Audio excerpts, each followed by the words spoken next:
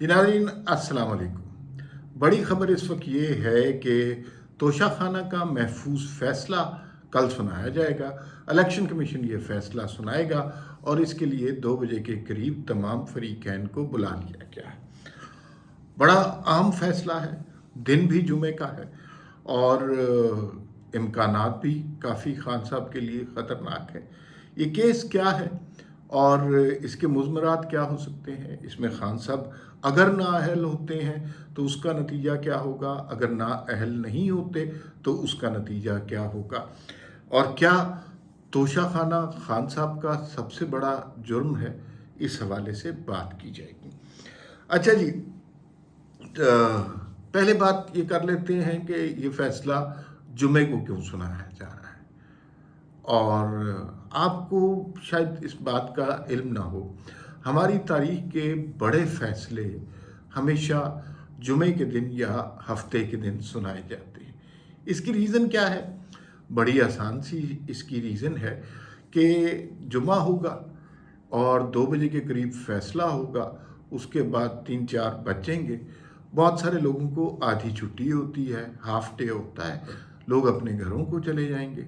हफ्ता इतवार छुट्टी होती है और उसके बाद अब जाहिर है लोग दफ्तरों में नहीं जाते, स्कूल कॉलेज बंद होते हैं, यूनिवर्सिटियां बंद होती हैं, अवाम का जम्मे गफ़ीर कहीं नहीं इकट्ठा होता। ये सिर्फ खान साहब के फैसले के हवाले से नहीं है। तारीख में जब भी कंट्रोवर्शियल किस्म के फैसले आए या इस तरह के अहम पॉलिटिकल फैसले आए, आप तारीख निकाल कर देख लें, वो जुमे का दिन होता है या हफ्ते का दिन होता है। जुमे का दिन वैसे भी खान साहब के लिए ख़तरनाक साबित होता जा रहा है। हर जुमे को तकरीबन एक ऑडियो लीक हो रही है और उसके अंदर खान साहब की कलई खुलती जा रही है। अब बात करते हैं तोशा खाना केस है क्या। तोशा खाना केस बुनियादी तौर पर यह है कि खान साहब ने अपने असासों की जब तफसीलात जमा कराई तो उसके अंदर कुछ तहाइफ जो तोशा खाना से वसूल किए थे उनकी तफसीलात जमा नहीं कराई। खान साहब के वकील ने इस बात का इकरार किया और ये खान साहब के वकील का बयान है कि तकरीबन 54 लाख रुपए के तोहफे वो गलती से शामिल नहीं कर सके इस सारे असासों की फहरिस्त। ये जाहिर है वकील की, इलेक्शन कमीशन की कार्रवाई है। असल में कार्रवाई क्या है कि ये वही केस है जनाब जिस पर खान साहब ने घड़ियाँ बेच दी, सस्ते दामों ख़रीदी और ख़रीद के बाहर महंगे दामों बेच दी, और वो जो है जिस मुल्क की तरफ से वो ब्रांडेड घड़ियाँ खान साहब को तोहफ़ा दी गई थी उनको पता चल गया, क्योंकि वो जिस घड़ी साज के पास गए दुबई में, शायद सुना है जुल्फ़ी बुखारी लेके गए थे, उसको पता चल गया, उसने शाही ख़ानदान को बता दिया और पाकिस्तान की खूब भद उड़ी, बहुत ज़्यादा बदनामी हुई। अच्छा, ये तो कुछ एक बड़ा केस है जो सामने आया कि खान साहब जो हैं वो ऐसी ऐसी हरकतें भी करते हैं। फिर उसके बाद जो असासों की तफसील है उसमें आपको बहुत ज़्यादा हैरत होगी कि जो असासे लेके गए हैं तोशा खाना से, इमेजिन कीजिए कि अब टी सेट और छोटी छोटी चीज़ें, लैंप, ये चीज़ें भी ले गए हैं। ये मैंने कई दफ़ा कहा कि ये इस तरह के माइंडसेट के लोग हैं कि शुक्र अदा करना चाहिए लोगों को कि ये वज़ीर आज़म हाउस के पंखे, बिजली के बटन, बाथरूम के नलके ये उतार के नहीं ले गए। ये इसी तरह के लोग हैं, मुंह पे करप्शन करप्शन, दूसरों को चोर डाकू कहेंगे लेकिन छोटी छोटी हरकतें करते हैं। क्या माजी में जो है लोगों ने, वज़राए आज़मों ने तहाइफ नहीं लिए तोशा खाना से? जी बिल्कुल लिए होंगे, उनकी कीमत जमा कराई होगी, लेकिन कीमत जमा कराए बगैर अपनी मर्ज़ी से कीमत मुकर्रर करना और फिर उसके बाद कीमत बढ़ा देना कि आज के बाद जो लेगा वो 50% प्राइस के पे करके लेगा, तो ये तमाशा होता रहा। और ये बज़ाहिर तो बड़ा ओपन एंड शट केस है। इसके बाद खान साहब वैसे भी नहीं, लेकिन किसी भी तरह से सादिक और अमीन तो रहे नहीं।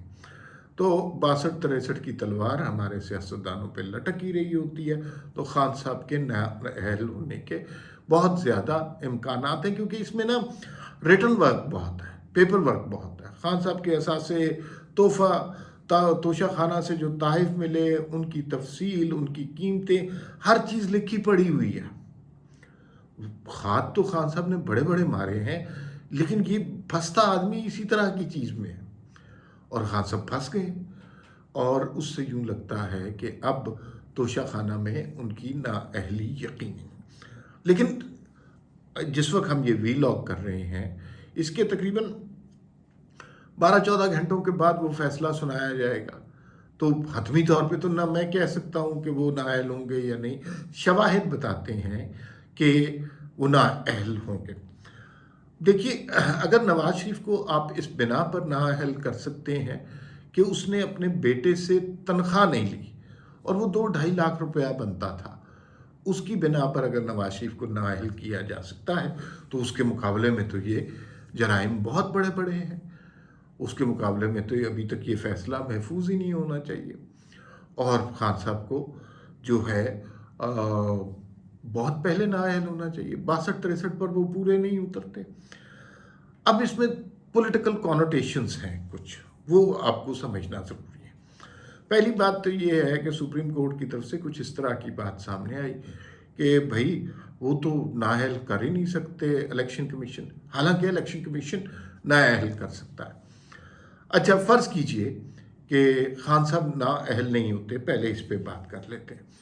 تو پھر سیاسی جماعتیں کہیں گی کہ لاڈلا ہے، پھر سیاسی جماعتیں کہیں گی کہ خان صاحب کا کوچ ابھی بھی سرگرم عمل ہے، اور لوگ کہیں گے، خان صاحب کے متوالے کہیں گے کہ دیکھیں جی، 1 روپیہ نہیں کرپشن کی، اور خان صاحب ڈائری پکڑ کے وزیر اعظم ہاؤس سے نکل گئے. حقیقت حالانکہ اس سے بالکل برعکس ہے، بالکل مختلف قسم کی ہے.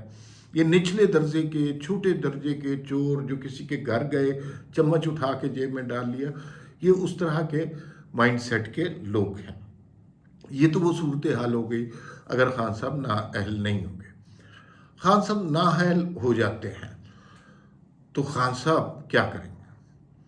پہلی بات تو یہ ہے کہ وہ کہیں گے، میں تو کہتا تھا یہ الیکشن کمشنر جو ہے یہ تو ٹاؤٹ ہے شریف خاندان کا، یہ تو جان بوجھ کے مجھے جو ہے نااہل کرنے کے لیے اس کو لگایا گیا. حالانکہ الیکشن کمیشن جب فیصلہ سنائے گا تمام تر تفصیلات دے گا، لیکن خان صاحب ظاہر ہے نہیں مانیں گے، اور چوری کا الزام ان پہ لگے گا، جو آدمی خود چوری اور کرپشن کے بارے میں بقول ان کے 22 سال تک جدوجہد کرتا رہا. اب وہ بڑی لمبی جدوجہد ہے، اور اس کے بعد آپ خود چوری میں پکڑے جائیں تو پبلک پرسپشن آپ کی کیا بنے گی، یہ بھی خان صاحب کو دیکھنا چاہیے.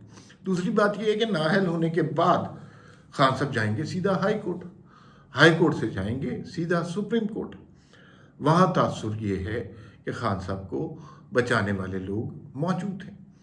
ایک اور اینگل اس بات کا یہ بھی ہے کہ چونکہ 62-63 کے تحت ہی نواز شریف کو نااہل کیا گیا تھا کہ وہ صادق اور امین نہیں رہے کیونکہ انہوں نے بیٹے سے تنخواہ نہیں لی، لہٰذا خان صاحب کو بھی نااہل اسی بنا پہ کیا جائے گا. تو یہ ایک اچھا موقع ہوگا کہ کسی طرح ان دونوں کو بٹھا کر دونوں کی نااہلی نہ کی جائے. خان صاحب کو بھی موقع دے دیا جائے، لیول پلینگ فیلڈ دے دی جائے. نواز شریف صاحب کے خلاف بھی جو ریفرنسز بنے ہوئے ہیں، جو سزائیں دی ہوئی ہیں، وہ بھی ختم ہو جائیں. اور نواز شریف کا کوئی جرم ثابت نہیں ہوا، خان صاحب کا ثابت ہو رہا ہے. خان صاحب کو سمجھانے کی یہ کوشش کی جا رہی ہے. کیسز بہت زیادہ خان صاحب کے خلاف بن سکتے ہیں، لیکن توشہ خانہ کمپیریٹیولی ہلکا کیس ہے، چھوٹا کیس ہے.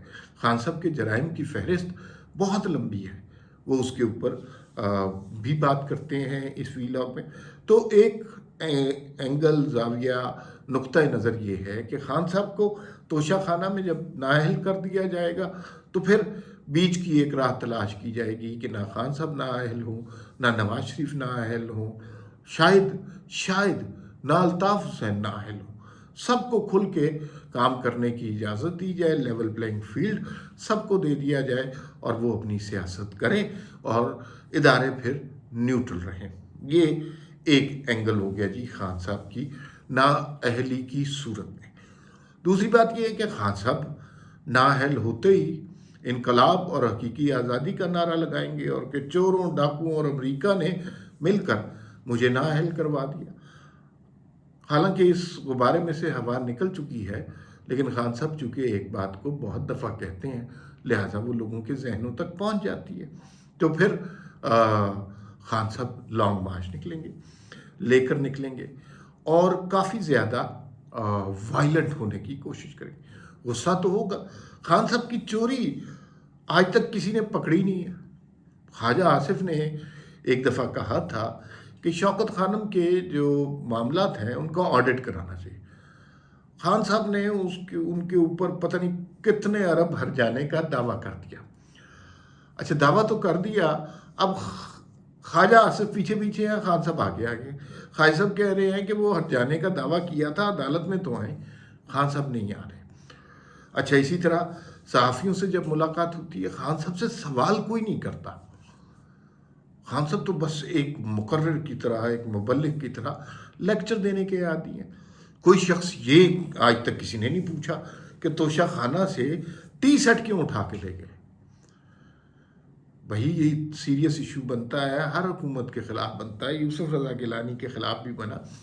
تو آپ تو ایمانداری کے پتہ نہیں علم بردار ہیں، تو آپ کیوں ٹی سیٹ اٹھا کے لے گئے؟ آپ کے گھر میں ٹی سیٹ نہیں تھا۔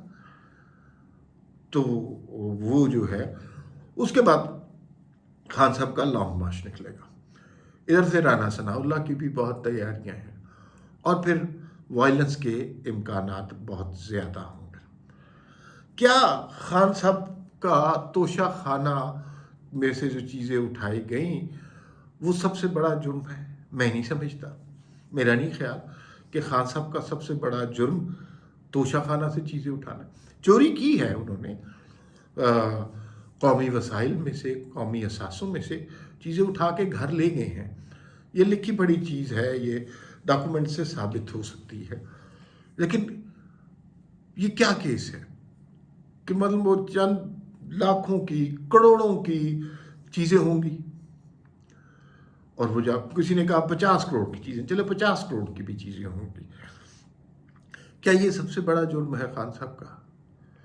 جو کچھ گزشتہ سالوں میں ہوا اس کو مد نظر دیکھیں تو یہ بہت چھوٹا جرم ہے۔ مثلا جس طرح آپ نے نیب کے چیئرمین کی ویڈیو ریلیز کی اور خود ہی اپنے دوست کے چینل پہ چلوا دی، اور پھر اس کو بلیک میل کیا، اور پھر اس خاتون کو 1.5 ماہ وزیر اعظم ہاؤس میں رکھا، حبس بیجا میں، کیا وہ بڑا جرم نہیں تھا؟ کیا بڑا جرم نہیں تھا کہ سارے مخالف سیاستدانوں کو بنا کسی ثبوت کے، بنا کسی وجہ کے آپ جیل میں ڈال دیں؟ یہ کم بڑا جرم تھا؟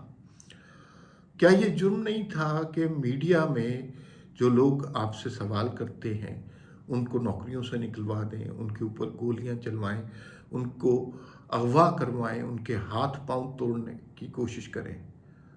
تو یہ تو بہت بڑے بڑے جرم ہیں آزادی اظہار کے خلاف۔ کیا 50 کروڑ روپے کے اگر توشہ خانہ کے معاملات ہیں، کیا بی آر ٹی میں جو 26 کروڑ روپے میں بننی تھی، 125-26 کروڑ روپے اس کی قیمت ہو گئی، تو اس کے اندر جو پیسے کھائے گئے اس کی پروٹیکشن کرنا، ان مجرموں کو حفاظت فراہم کرنا، کیا وہ بڑا جرم نہیں تھا؟ کیا سائفر کے تحت پاکستان کی بدنامی کرنا، پاکستان اور امریکہ کے تعلقات خراب کرنا بڑا جرم نہیں تھا؟ وہ اس سے کہیں زیادہ بڑا جرم تھا۔ اور کیا جو آپ نے شوکت ترین سے کال کروائی پنجاب اور کے پی کے وزیر خزانہ کی کہ آئی ایم ایف کے تعلقات آپ کے ساتھ خراب کروائیں اور آئی ایم ایف کے معاہدے کو توڑنے کی کوشش کریں، ملک کی معیشت اس وقت آئی ایم ایف کے معاہدے کے بغیر سانس نہیں لے سکتی تھی، کیا وہ سب کچھ کرنا اس سے بڑا جرم نہیں تھا؟ اور یہ سب باتیں بھول بھی جائیں، مطلب ہاں، ادویات کا سکینڈل بہت بڑا سکینڈل تھا۔ وہ دوائی جو 100 روپے کی ملتی تھی 4000 روپے میں ملنا شروع ہو گئی۔ اس وزیر نے جب اپنی دیہڑی لگا لی، اسے آپ نے پارٹی میں بڑے اہم عہدے پہ لگا دیا۔ کیا یہ بڑا جرم نہیں تھا؟ بہت بڑا جرم تھا، اور وہ تو اربوں روپے کی دیہڑی لگائی گئی تھی، اور وہ بہت ہی کبھی قسم کا جرم تھا۔ لیکن ان سب جرائم سے بڑا ایک جرم تھا جو ناقابل معافی ہے، جو ناقابل معافی تھا، جو ناقابل معافی ہے، جو ناقابل معافی رہے گا۔ وہ جرم تھا جو تحریک عدم اعتماد والی رات عمران خان صاحب نے کیا۔ عمران خان نے اس ملک کے آئین کو تسلیم کرنے سے انکار کیا، اس ملک کے آئین کو اپنے پاؤں تلے روندا۔ اس سازش میں صدر Arif Alvi, speaker Asad Qaiser, deputy speaker Qasim Suri Imran Khan کے معاون تھے۔ یہ وہ سب سے بڑا جرم تھا جس کے اوپر عمران خان کو سزا ہونی چاہیے تھی۔ آئین توڑنا غداری کے زمرے میں آتا ہے، آرٹیکل 6 کے زمرے میں آتا ہے۔ خان صاحب نے دھڑلے سے آئین توڑا۔ آج تک انہیں اس بات پر شرمساری نہیں ہے، وہ آج تک یہی کہہ رہے ہیں کہ یہ امریکہ نے سازش کی تھی، حالانکہ تحریک عدم اعتماد پیش ہونی تھی، پیش ہونے نہیں دی گئی۔ عارف علوی صاحب نے، خان صاحب نے ویڈیو بیان دیا، اور اس کے بعد اسد قیصر غائب ہو گئے۔ قاسم سوری نے ایک لیٹر پڑھا کہ ہم مستعفی ہوتے ہیں اور اسمبلیاں توڑ رہے ہیں، اور صدر مملکت نے اس کو انڈوس کر دیا۔ نہ اس وقت اسمبلیاں توڑی جا سکتی تھیں، نہ اس وقت جو ہے آپ سارے استعفے دے سکتے تھے، اس وقت کچھ بھی نہیں ہو سکتا تھا۔ لیکن جانتے بوجھتے اس ملک کے آئین کو تہوتے کیا گیا۔ تو وہ جرم سب سے بڑا جرم تھا، اور وہ ناقابل معافی جرم ہونا چاہیے تھا۔ میں قطعاً یہ بات نہیں کہہ رہا کہ خان صاحب نے اگر 50 کروڑ روپے کی دہاڑی لگائی ہے صرف ایک توشہ خانے میں تو یہ بڑا جرم نہیں ہے، یہ بھی بہت بڑا جرم ہے۔ ظاہر ہے قوم نے آپ کو منتخب کیا یا آپ سلیکٹ ہو کے آئے، آپ نے اپنے سلیکٹرز کو بھی دھوکہ دیا، انہیں بھی سادگی کا اور کرپشن کے خلاف جہاد کا درس دیتے رہے، اور توشہ خانہ سے چیزیں اٹھا کے لے گئے۔ یہ تو شرم والی بات ہے نا، بہت شرم والی بات ہے۔ تو خان صاحب کے حالات خراب ہیں، اور یہ جو اچانک ہو گیا، یہ فیصلہ آپ کو یاد ہونا چاہیے 19 سپٹمبر سے محفوظ تھا۔